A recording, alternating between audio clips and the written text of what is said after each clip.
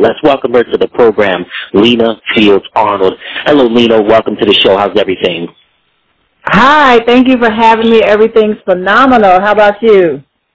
I'm doing well. Everything is phenomenal on my end. Thank you so much, and thank you for taking time out of your busy schedule to be on the program. Before we get in delve deep into your upbringing and, of course, what you do as an author and as a poet and things of that nature, I want to start off with your practice into the martial arts. You practice a form of martial arts called Kuk Sool Won, which is has its origins in Korea. How did you first stumble upon the world of martial arts?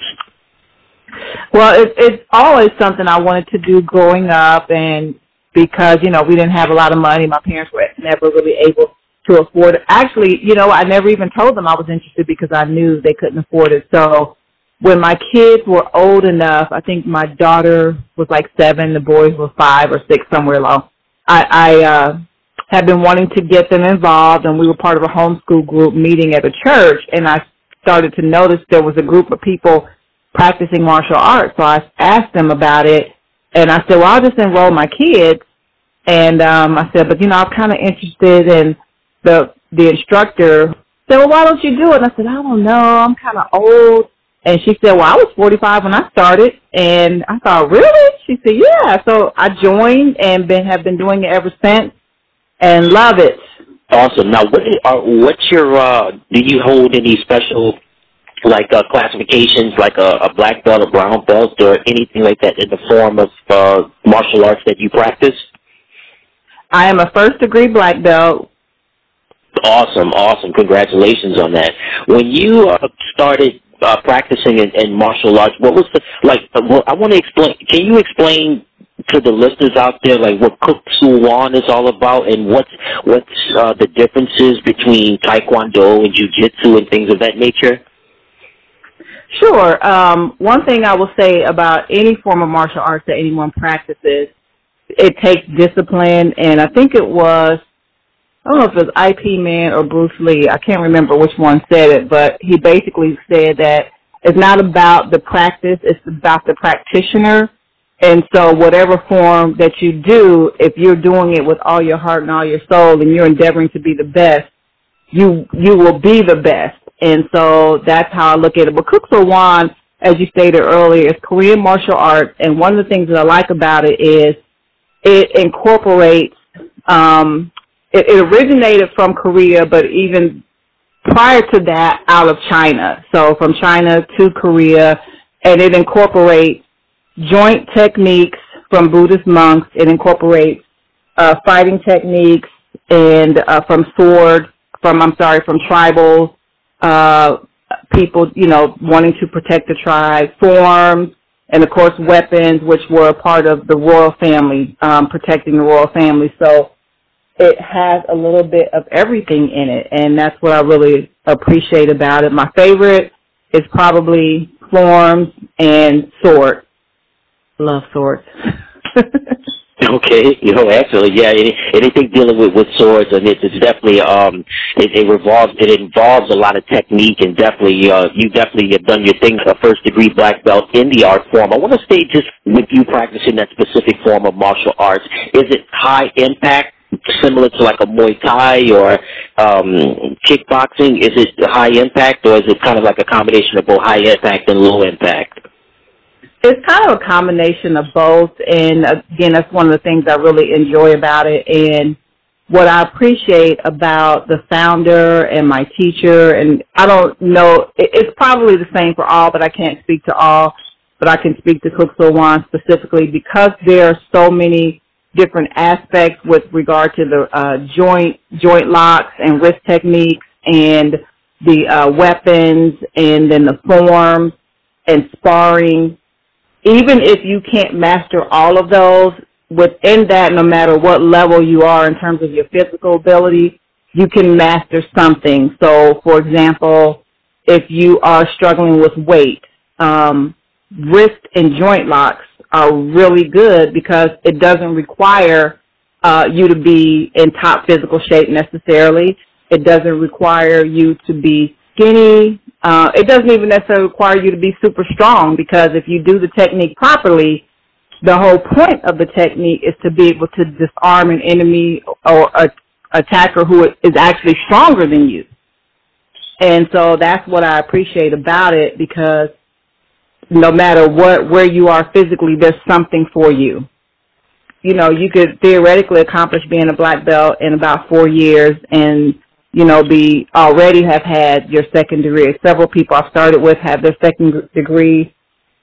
Let's move along now to you're native of Ohio, and another native son of Ohio is LeBron James.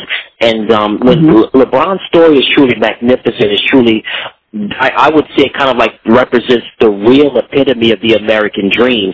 And with that, again, you grew up in Dayton, but he came up in Akron. But we know that Akron is, as you can say, it's a part of a region called the Rust Belt, where there's, you know, the factory town and low income areas. But again, his story is just phenomenal. When you found out about LeBron James and his meteoric rise coming from Akron and transitioning from high school to the NBA and what he's done now, beyond more than just an athlete, what were your thoughts when you first read up about LeBron and what he's done? When I first heard of LeBron, first of all, I thought, wow, just phenomenal. I mean, what can you say about a talent like that? It's just, in my opinion, just something that's God ordained, God given. You can't make that. It just kind of happens. So obviously, you know, he practiced and he worked hard, but he came out the gate phenomenal. So it's always exciting when someone from your hometown, although I say hometown in a broad sense, as in Ohio, makes it and is successful. But it's even more exciting when that person comes back, because we know that a lot of people make it. They don't necessarily come back. They don't necessarily give back. They kind of become a presence that people point to and say, yes, they came from here, and then that community never sees them again. That hasn't been the case with LeBron James. He has been very instrumental to his community. He has given back to Akron. I don't know if you're familiar with the I Promise schools and the foundation that he has started, but he started an entire school. But he's put his money where his mouth is. He hasn't paid lip service to giving back to the community. He's doing it, and he's doing it in big ways, and he's also doing it in ways, you know, the rest of the community doesn't necessarily know about. So kudos to him. I just think that it's, and not only that, but he's been a fantastic family man. He's really been a great example to the young people in the community that he's come from, not just as a basketball player, but as a father, as a husband, as a philanthropist. So I can't give him enough accolades. It's just fantastic. Absolutely. And again, not just what he's done in the NBA, but as you said, Lena, what he's done just from a societal standpoint with the I Promise Academy, which I think is phenomenal, with educating the minds in the Akron area, and then also helping them to go to college and expand into different careers outside of sports. I just want to stay with LBJ for a moment. The Cleveland Cavaliers won the NBA title, and again, I know that you live in a different part of the state, but just, we know Cleveland's been through a lot of heartache, and not just in the sports world, but also in the societal world. But they were on top of the sports world when LeBron James came home and won the NBA title. What were your thoughts when you heard the news that LeBron had finally given Cleveland its first sports championship in such a long time? Well, we needed it, and I have family in Cleveland, so they were just excited. I have family in Cleveland who are diehard. I know Browns is football, but diehard Browns fans, and for many, many years took a lot of slack. So for, you know, him to do that and to be able to bring that to Cleveland is just fantastic, because we needed it. Yeah, it's been a long time coming. I mean, Cleveland's been through a lot of heartaches in the sports world, and definitely when LeBron came back to the area and won the title, it definitely put a lot of smiles on the faces of the people in Cleveland. All right, so definitely let's move along to something that you do very well, and you've inspired a lot of people in your own right as well as a poet and as an author and doing so many other great things. I want to talk about a book that you've written called Jackie's Way, Jackie's Terrible Temper, which is, I guess it's kind of looks like similar to a children's book, but it talks about Jackie being this little girl who had problems managing her anger, which is something that we've seen a lot in our community, and she's bullied by some guys in the neighborhood and going through all sorts of problems. Just kind of go more into detail with the listeners about Jackie's Way. Absolutely. So in my previous life, I worked as a substance abuse prevention specialist. I had my certification in drug and alcohol abuse with the state of Ohio, and I worked for a lot of youth-serving agencies. And so Jackie's Way is the first edition of a 12-book series at some point that will deal with one of 12 potential risk factors that kids face. This particular one actually dealt with 2, anger management and bullying, and each book presents in a very fun, I like to think entertaining way, how those risk factors are offset by protective factors. So in Jackie's life, the protective factor was her grandfather. And she's finally able to go to him and talk to him about how to resolve some of these issues. But if you know me, then you know Jackie is me. And most of the issues that Jackie's Way will deal with were things that actually happened to me growing up. And so in this particular book, Jackie, who is again me, had some anger issues, and she's always getting in fights. And in this particular fight, the person that she was fighting pulls a knife or tries to pull a knife on her. And although she's able to get away, it makes her realize that, oh man, you know what, I need to get some control over this. And so she doesn't feel like she can talk to her parents, as many of us didn't when we were kids. But it's important that we have someone, okay? She has her grandfather. And since you're a sports show, one of the issues that will come up in one of the books will deal with sports and music and all these different things, all centered around, a risk factor and a protective factor. So that's really exciting. And since we're a sports show, I want to get back to this just for a hot second, the relationship between problem resolution and the impact that sports can have on giving you resiliency. Because even throughout my life, I've always participated in sports. I've always been athletic, always had a drive, and I feel like competitive sports gives you a drive to want to overcome things. I don't like to lose. I think a lot of that has to do with the fact that I played sports and was on teams, and you always want to win. Jackie never gives up trying to get the problems resolved. And even in the books that I've done on poetry, it's all about empowerment, encouraging, resilience, kind of encouraging people never give up, because life is hard, and we're going to fight for things from the time we're born probably to the time we die. But we have to decide that some things are worth fighting for and never give up.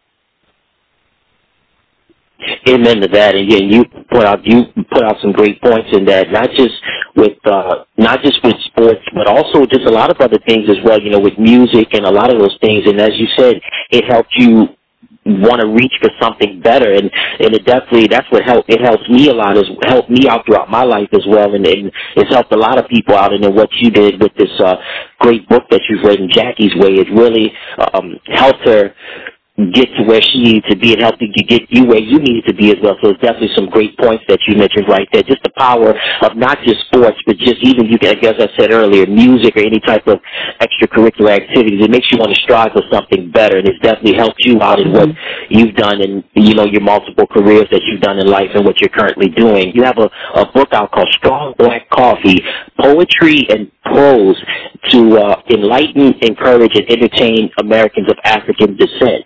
And this is very a deep book right here. Just tell the listeners about Strong Black Coffee. So Strong Black Coffee it kind of starts out with talking about, I should say kind of, it does, our unique, what's the word I'm looking for, our unique heritage and culture as Black Americans, right?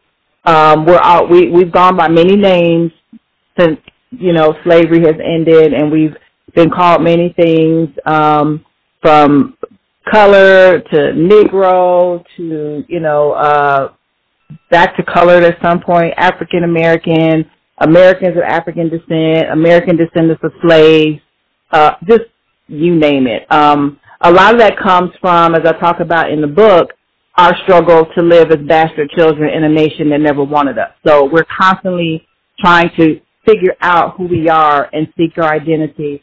And what I wanted to affirm to us in America, that we have a unique identity that is a result of all of that, and we should embrace that. We need to embrace who we are as Black people in America. And we need to make sure that embracing is beyond color, because, we range from so many different colors, and those different colors has often divided us, and that was, of course, we know that was created by the enslavers to, keep us from being tight, from being a united front, and we need to come back to that. And I said Americans of African descent because when you put African first, the implication is that we are Africans first and that we don't belong to this nation.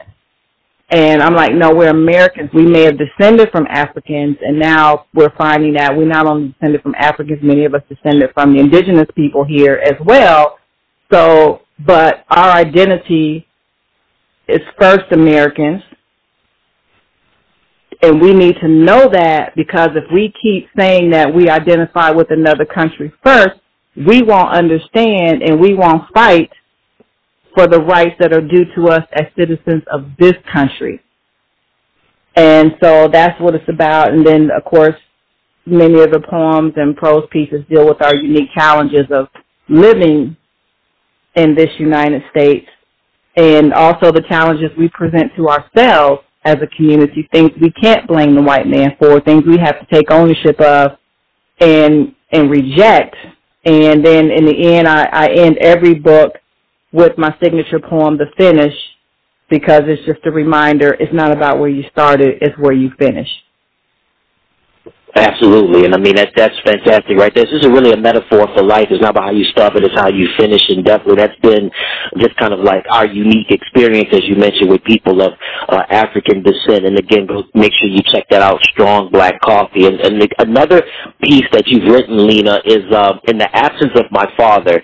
And in this book, again, it's another poet. You unleash your poetic side in this book where you talk about what happens when a father is absent in the life of a young woman, and we talk so much about fathers having a profound impact in the lives of their children, but we also talk about how not having a father around is detrimental to young men, but we really don't delve deep too much into how the importance of a father is in the life of a young woman. Can you go more into detail about In the Absence of My Father?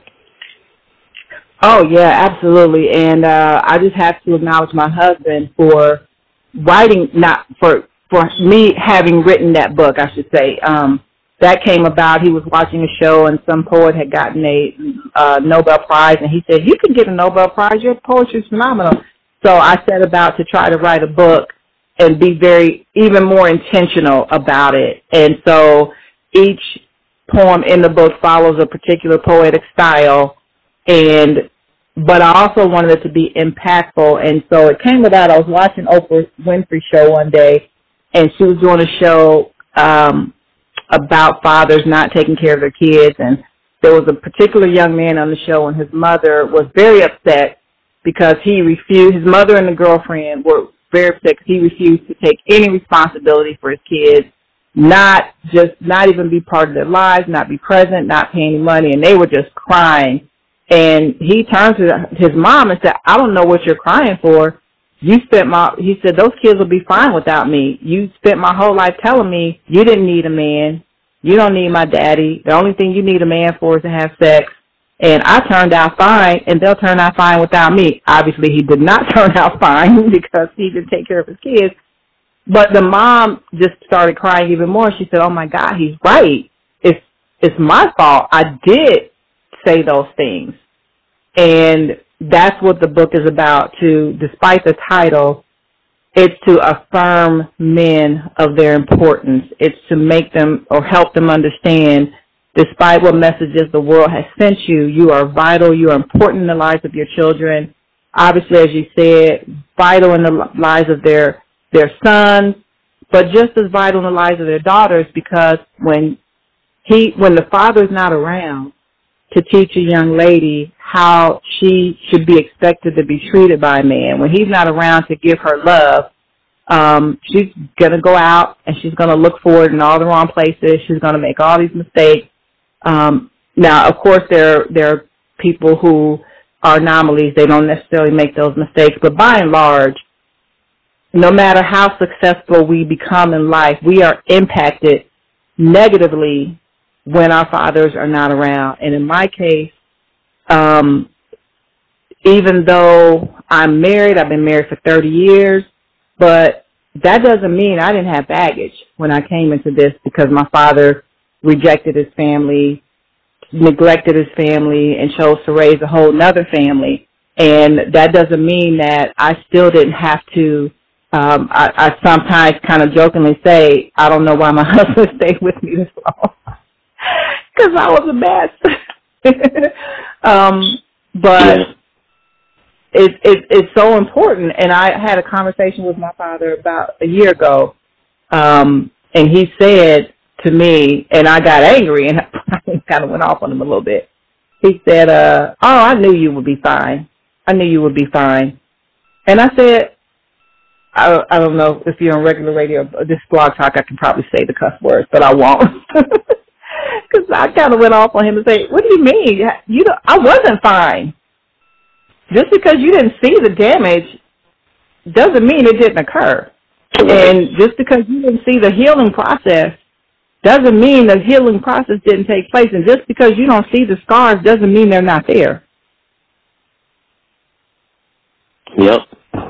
It's important. I mean, just because sometimes, I guess people sometimes can kind of go by like what they see, and again, as you said, you thought you would turn out just fine, but you didn't see what was going on the inside. See, people don't see what's going on internally in a person. They just see the external stuff. Oh, well, she's successful, she's writing books and doing this, and she's educated and that, and this, that, and the third. But sometimes you have to delve deep really into a person and find out what's going on internally. And this is definitely something that people can, a lot of people can relate to, and they'll definitely have an opportunity to pick it up. Again, it's in the absence of my father. And let me just say that you've done well. You've done very well with what you've done in your life, and just continue to try to be an inspiration and a motivation despite of what happened to you and the your upbringing with your dad. So kudos to you on that as well. And not just with what you do as an author, but also you've delved into the music world as well. Tell the listeners out there about some singles that you have available. Big Leg Woman. Okay. It's a country song. Yeah, I kind of have fun with that one. So, growing up, I would be considered, they used to say big boned. I don't know what they say now, but I was big boned it. And so that song, again, is kind of like an embracing song. That's my personal theme song, so now I have it on my phone when I walk into a room at work or different places. I press play and walk into a room so everybody knows I'm coming when they hear Big Leg Woman. Yeah, that's available for download on CD Baby. You can listen to it free on YouTube. Just type in Big Leg Woman, Lena Fields Arnold, and yeah, I had a lot of fun. All right, well, that's awesome to hear, and it sounds like I had a lot of fun with that one. So, Lena, before we let you go, tell everybody where they can find you on social media. If you have any websites, let them know that as well, and tell everybody where they can find the books, the songs, as well as the poems and any other thing that you like to plug. You're allowed to do that. Absolutely. So, first and foremost, website LenaFieldsArnold.com. You can find me on Instagram at Lena Fields Arnold, and also official Lena Fields Arnold on Instagram. YouTube, if you type in Emperor Publishing, which is the name of the company, you can find me, or just type in Lena Fields Arnold and the name of one of my poems, like That Kind of Black or A Diva Made by Design. And I'm trying to think. Books, where you can find them. Amazon, Barnes & Nobles, anywhere books are sold. I also have a blog, Stuff Inside My Head. But probably LenaFieldsArnold.com will generally take you just about everywhere. Awesome to hear. Now, again, before we let you go, you are a native of Dayton, Ohio, and we know that Dayton has been known for a long time for its music, and it's known, as they say, unofficially, it's known as the funk music capital of the world. Were you influenced about? That's right. Were you influenced by the funk music that came out of Dayton during that time? Oh my gosh, was I influenced? Absolutely. Coming of age at the time that I did, I was very fortunate to be privy to most of the time hearing the music first. It was played on the radio station WDAO. Turk Logan was one of the people who would play the music first. So, oh my gosh, Slade, Lakeside, the Heat Wave, the Ohio Players, all of those people were from here, and one of the groups, Dayton, I actually went to high school with a member of that group, and wow, yeah, it's just, Dayton was known, is still known the world over for, all of the fantastic bands that came from here, Zapp, Roger Troutman, I just could go on and on, so absolutely, I was totally influenced, going to the skating rink, skating to that music, and everybody just listening to it. So I think that was a time in history that was magical, and I don't know that it will ever be repeated, ever. Mm-hmm. I want to stay with musical cities just for a moment. There's Detroit, there's Chicago, there's Memphis, there's New Orleans, there's Kansas City, there's Atlanta, and there's New York City. What made Dayton so special when it came to this music? What do you think? What was the reason for all this great music to come out of Dayton? I think one of the things that made it so special is it was so unique.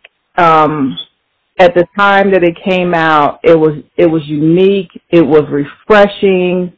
The radio stations at that time, I think also I know what helped so much was that the radio stations here embraced the musicians, and back then, local bands could get their music played.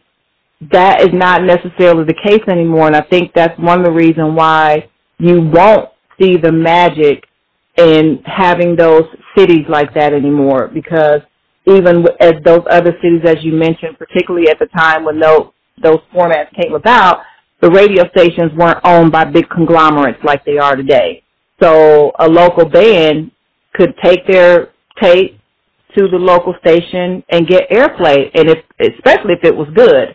And they encouraged that, and they encouraged the local bands, and that encouragement just bred more and more creativity. And also, I think back then, in Dayton as well as other cities, you had schools that had very strong music programs, schools that had big bands, and the young people that came out of those schools wanted to expand beyond high school. They had all this talent, and they said, what are we going to do with it?